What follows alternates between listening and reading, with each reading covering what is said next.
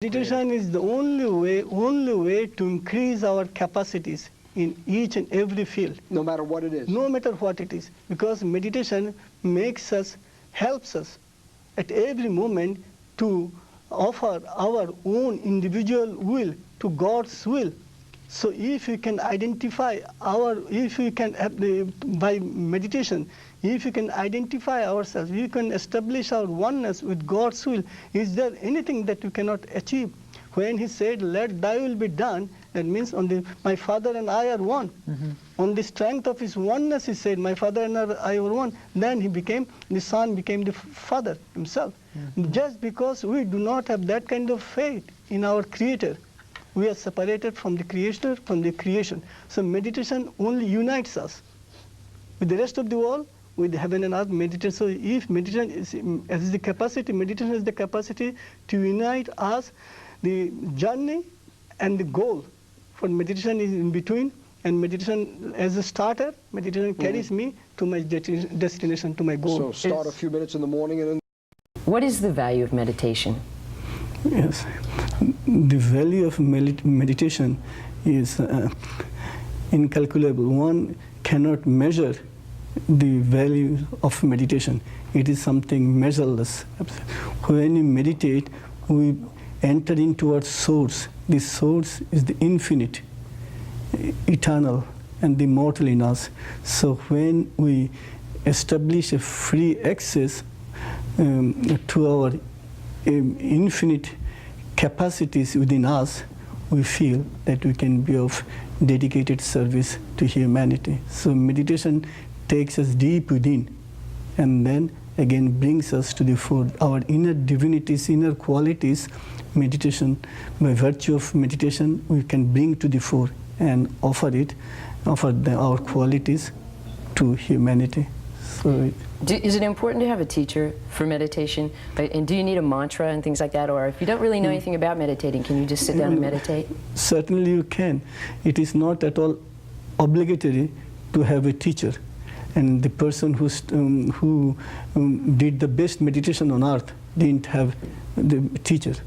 But again, that person was? Whoever was, okay. Whoever realized Ghost, whether you can say, we say Lord Krishna, and you say Jesus Christ, and there are quite a few world saviors. Right. So, then again, he who realized the highest, the absolute, for the first time, didn't have a teacher. Mm-hmm. Now here there are many people who go to school, colleges and universities, and again there are people like Bernard Shaw and India's Tagore.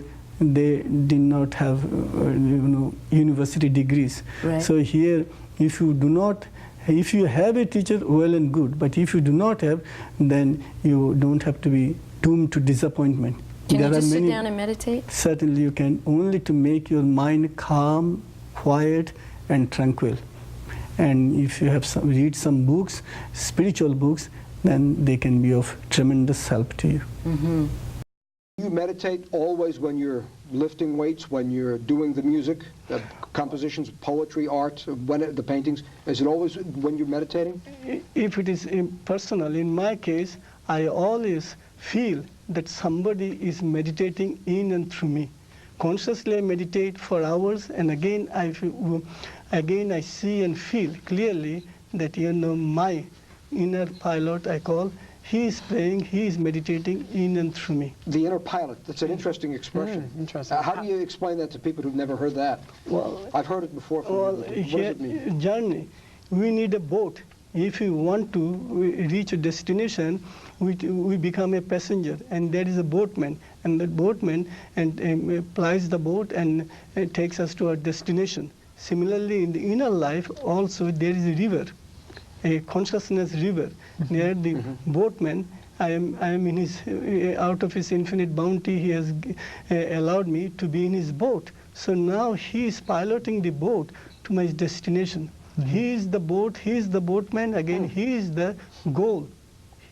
So now I am a passenger. So he is, with all his infinite compassion and love, he is the boatman, he is sailing the boat towards the destination.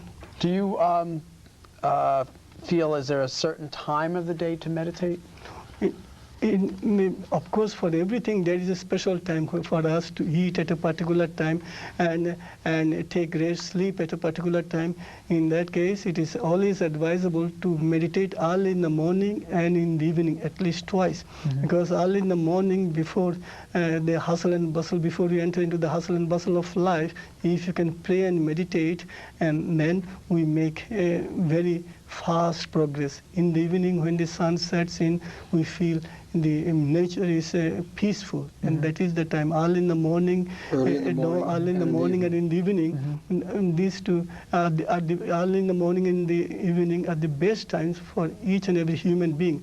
Again, some people keep late hours, find it very difficult to get up early in the morning. So I say, whenever you get up is the best time for you. You get up, say, at 5 o'clock, and I get up at 10 o'clock in the morning. For you, 5 o'clock is the best time. For me, I get up at 10 o'clock. So at least before I enter into earthly activities, if I perform my heavenly activities, which is my prayer life and meditation life, then I feel that I'm doing the right thing. Prayer and meditation are not the same. No, prayer and meditation are two different things. All right, but about meditation, do you have a tip or a suggestion for the many people who watch us about what would be the best way to meditate, a successful technique for it? Yes. When you meditate, the very first thing that meditation demands from us is peace of mind. And how do you get peace of mind? You get peace of mind only when you do not allow any thought to enter into our mind. Each time a thought enters into our mind, we feel that somebody is knocking at the door, or somebody is hammering at the wall. So now we don't want to be disturbed by thoughts or anything that is not in tune with our prayer and meditation. How do you meditate consciously? That was interesting to hear. I mean, when you say meditation, I think the average person out there in the audience will think basically the Buddha position or something of that nature. But how do we meditate? You meditate even while you're sitting. Now I'm meditating. See, I am here with you on television, here at the studio. I'm very grateful to see. And with that, he's meditating.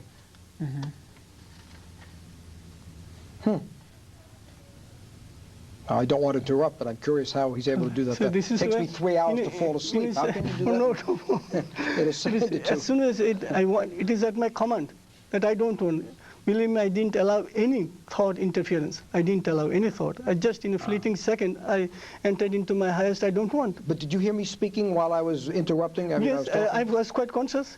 But it did not disturb me. That you said they don't want to interrupt me, but it did not interrupt me. It did not interfere. I heard it, but at the same time it did not affect me. Like the sky, the birds are flying and the planes are flying. I don't think the sky is affected. Vast sky, you see, we hear noise. We human beings, when we hear the loud crash, loud noise, the plane, and makes, then we are disturbed. We are annoyed. But the sky is not annoyed.